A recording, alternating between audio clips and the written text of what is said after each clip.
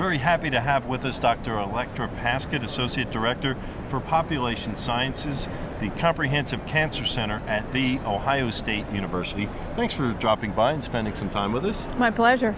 So let's talk about lymphedema. Okay. What is this? Lymphedema is a condition that is caused when the lymph system is disrupted. Lymphedema can either be primary, meaning there's no cause, it just happens, or secondary due to surgery, radiation, or a trauma. And for cancer patients, the major cause of lymphedema is an axillary node dissection. And so what lymphedema appears as is a swelling in the affected arm for breast cancer survivors, which is the one we hear most commonly about. Or if the lower lymph nodes were removed, then lower extremity lymphedema. But the swelling can occur anywhere on the body. For example, one of our presidential candidates, Senator McCain, he has lymphedema on the side of his face from his many melanoma surgeries. But if you think of the lymph system as a freeway system, and there's a car accident on the freeway, everything gets backed up. And that's the same exact thing that happens in the lymph system, is that because of the surgery or radiation, the lymph system has an accident and the fluid backs up, causing swelling, pain, heaviness, tightness in the affected arm. Who is at a greater risk for lymphedema?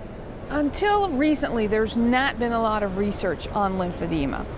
But what we've mostly found is that people who have axillary node dissection or radiation to the axilla, for example, for breast cancer surgery, develop lymphedema.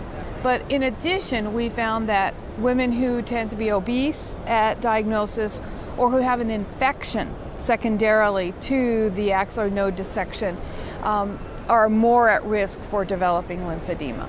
So there's a number of different high-risk areas. Correct, and actually, depending on the study, how long they follow women after surgery, and how they measure lymphedema, whether it's self-report or actually doing measurements, tape measurements, or dunking in water to do water dispersion. The prevalence or the incidence of lymphedema can be anywhere from 20% to as high as 50% in breast cancer survivors, which is where lymphedema has mostly been studied in. Let's talk about prevention and treatment of lymphedema. So first of all, it's easier to talk a little bit about treatment. The best treatment is to identify the signs and symptoms early. When the swelling first starts, when the pain first starts, or the heaviness, the symptoms are first noted. Because then a person can get in to see a certified lymphedema provider and get treatment early on, which will prevent the elephantitis that can happen from lymphedema. And then once that happens, increased risk for infection, etc. So the first thing is education, awareness, and prompt referral to a provider who can do very simple things like teach them exercises, a compression garment, etc., to keep that under control. For prevention, there's not very much we know about preventing lymphedema. What we've done surgically is change from doing a full lymph node dissection to a sentinel lymph node dissection. And that has reduced the incidence of lymphedema. However, it has not completely eradicated it. The same thing, we're also now seeing that there might be some effects of radiation to the axilla that could also contribute to lymphedema. In addition, radiation to the breast, reconstructive surgery, the area where that surgery was done also could be at risk for developing lymphedema. So we've got a lot more we need to learn about lymphedema and how to prevent it. There is a trial that I'm the PI of, running through the CTSU right now. It's a CALGB trial, CALGB 70305. It's the first prevention trial for lymphedema, and we are accruing at many institutions around the country now for this study. And what are your expectations for this trial?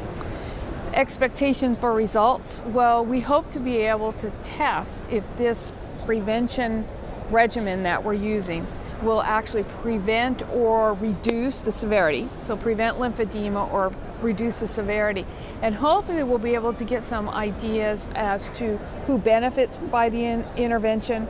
We'll be able to actually follow these women prospectively to get some better measures of the incidence of lymphedema, compare self-reports of swelling to actual measurements, because we have a very detailed measurement protocol in this study, and then be able to have some answers for women to be able to know what to do.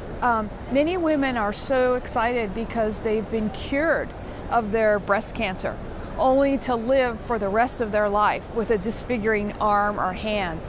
And to many women, they've told me personally that the lymphedema is more threatening, more disturbing to them than the breast cancer itself.